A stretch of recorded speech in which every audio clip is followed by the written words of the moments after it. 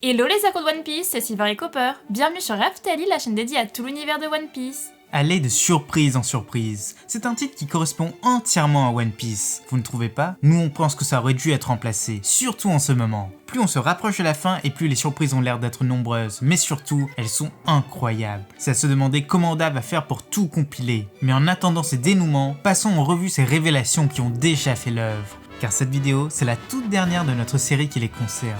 Attention, comme vous le savez, cette vidéo est une vidéo moment, c'est-à-dire qu'elle est en 3 parties, 2 pour nous et 1 pour vous. Et là, c'est votre partie. On a collecté toutes vos suggestions en commentaire et on en a sorti les meilleures. Et bien sûr, on citera vos noms. Nos Nakama le valent bien. Mais en attendant, jeune pirate sans drapeau, rejoins-nous dans cette grande aventure. C'est aussi simple qu'un abonnement pour toi, et nous, ça nous aide énormément. Mais place à la vidéo. Allez, c'est parti. Numéro 1, le souverain. Pour ce premier moment, dirigeons-nous vers Punk Hazard, un des lieux les plus bizarres de ce monde. Depuis de nombreuses années, César y mène des expériences sur des jeunes enfants. Il s'est même arrangé avec certains marines pour recevoir ses sujets d'études sur place. Merci la Don Quichotte Family. Mais suite à un événement plus qu'improbable, un jeune homme est arrivé sur place. Et son nom, c'est Momonosuke. Il est originaire du pays des Wa, et il est venu se cacher sur place. Très vite, un membre de sa famille va venir le chercher, son soi-disant père, Kinemon, le samouraï. Et aidé par des pirates, les Mugiwara, ils vont réussir à quitter cette île, passeront par Dressrosa pour récupérer l'un des leurs, et ils arriveront sur une île tout aussi particulière, Zou, l'éléphant géant. Et c'est sur place que son histoire va prendre un tournant incroyable. Après avoir appris que les Ming seront protégés l'un des leurs au péril de leur vie, le ninja Raizo, le jeune Momo va dévoiler son identité. Il n'est pas le fils de Kinemon, mais celui d'un autre samouraï, Oden, un des anciens dirigeants de Wano. Il a caché son identité pour échapper aux hommes de Kaido, mais son père était l'un des plus grands hommes de ce monde. Il a accompagné Barbe Blanche de ses aventures, il a atteint la dernière île avec Roger, il était l'un des détenteurs des secrets de ce monde. Et ça, ce n'est pas rien. Mais le meilleur reste à venir, car après leur arrivée sur le pays des Wa, des nouvelles révélations seront faites sur lui. Ce jeune homme vient directement du passé, il est né sur le navire de Barbe Blanche, il a lui-même connu Roger, et pour couronner le tout, son fruit du démon, c'est le même que celui de Kaido, il se transforme en dragon. Ce personnage, loin d'être le plus courageux, est un concentré de surprises à lui tout seul. Numéro 2, le masque. Juste après avoir quitté fui leur barque, les Mugiwara avaient pour but de se diriger vers Sabaody, l'endroit symbolisant la moitié de Grand Line. Hélas, de nombreuses choses vont ralentir leur avancée. Tout d'abord, ils vont tomber sur un lapin des mers très belliqueux, mais Luffy l'assommera d'un coup et à la surprise générale, il va déglutir 2 personnes, Kemi la sirène et Papag l'homme étoile de mer. Ces deux-là demandent de l'aide aux Mugiwara pour sauver l'un des leurs, un certain Hachi. Et oui, c'est bien le membre de l'équipage d'Arlong. Mais maintenant, il s'est repenti. Il est devenu un simple vendeur de takoyaki. Hélas, des trafiquants l'ont enlevé. Et ils ont également des vues sur la jeune Kemi. Après tout, une sirène, ça se vend très cher. Sans hésiter une seconde et appâté par la nourriture, Luffy accepte de les aider. Mais arrivé sur place, une grande surprise les attend. Duval, le chef de ces trafiquants, voue une haine aux Mugiwara. Mais surtout à Sanji, celui qui lui a pourri la vie. Et pourtant, personne ne le reconnaît. Il porte un énorme masque de fer. Et il ne donne aucune indication sur son identité. Un combat s'engage alors. Et lorsqu'enfin Sanji arrache son casque, l'horrible vérité est dévoilée. Ce visage, tout le monde le connaît. C'est celui de Sanji, celui de son poster. À cause de ça, il n'a pas pu vivre une vie paisible. Il a été traqué par la marine. Voici la triste vérité. Mais heureusement, il va avoir droit à une petite chirurgie esthétique express de la part de Sanji. Et depuis, il se trouve extrêmement beau. Mais pour aller plus loin, Oda nous a fait un petit foreshadowing là-dedans. Il avait esquissé le masque de fer de Sanji enfant. Numéro 3, le meilleur.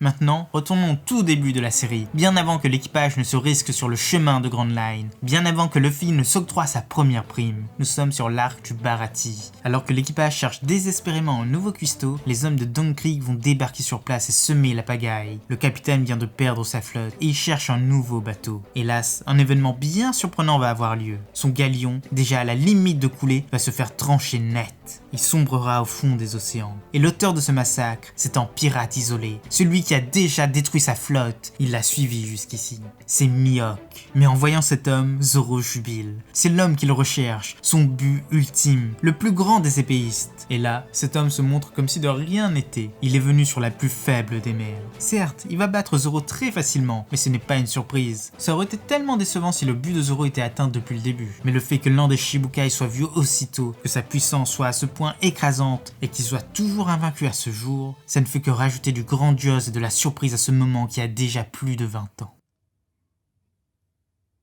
Numéro 4, la gloire.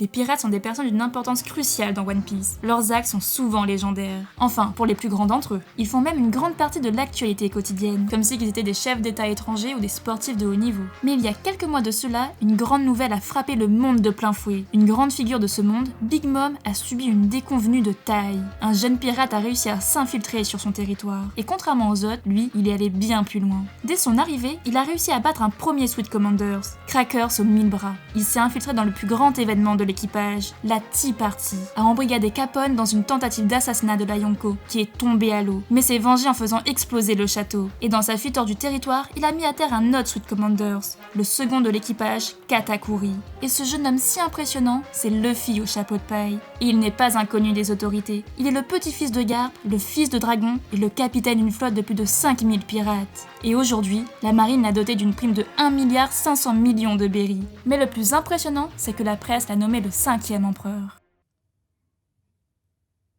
Numéro 5, la fin.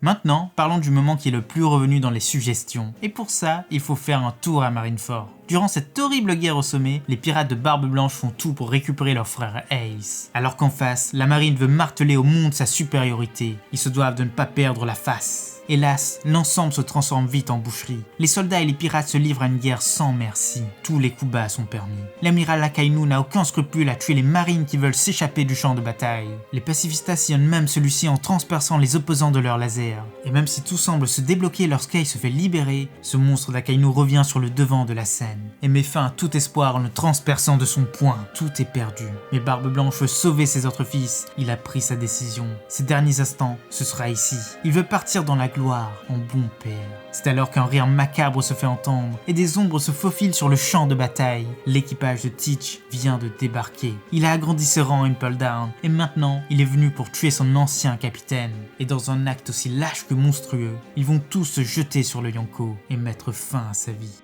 Mais Teach ne s'arrêtera pas là. Par un moyen encore inconnu, il va lui dérober son fruit du démon et il va mettre à sac Marineford. Rien ne semble pouvoir l'arrêter. Enfin, sauf un événement encore plus spectaculaire. Dans un acte bien surprenant, une autre personne fera irruption sur les lieux, Shanks le roux. Il arrêtera l'amiral Akainu de son sabre, il va défier Barbe Noire et son équipage, et enfin, il décrétera la fin de cette guerre, la fin de cette ère, celle qu'il nommera l'ère de Barbe Blanche. Numéro 6, l'ennemi. Et enfin, finissons par l'événement le plus surprenant de ces dernières années. Et on pèse nos mots, car pour nous, cette apparition est bien loin devant celle de Kaido et juste au-dessus de l'apparition de Shanks. Mais vous en jugerez en commentaire. Nous sommes dans l'arc Rêverie, l'arc qui a créé le plus de mystères dans cette œuvre. Alors que les rois du monde entier se réunissent pour prendre de grandes décisions, un passage est obligatoire pour l'ensemble d'entre eux. C'est la visite du trône vacant, celui qui symbolise l'union de ce monde. Sa seule existence fait que toutes les nations sont sur un même pied d'égalité. Sterry, le frère adoptif de Sabo, demande même s'il est possible de s'y asseoir, mais évidemment, il essuiera un refus. Mais c'est dans les tréfonds de Marie-Joie que le vrai mystère de ce trône réside. Un homme déambule dans le jardin. Lui, il semble être là depuis bien des années. Et lorsqu'il rejoint la surface, ce n'est que pour une seule raison, retrouver sa place dans cet univers. Il se dirige instinctivement vers ce siège vacant, et sous les yeux du Conseil des 5 Anciens, il y prend place. C'est lui, la plus haute autorité de cette organisation, au-dessus des rois, au-dessus des dragons célestes. Et tout le monde doit s'agenouiller devant lui. Son nom c'est Im-sama, peut-être est-ce l'abréviation d'Immortel. Mais ça, c'est l'avenir qui nous le dira.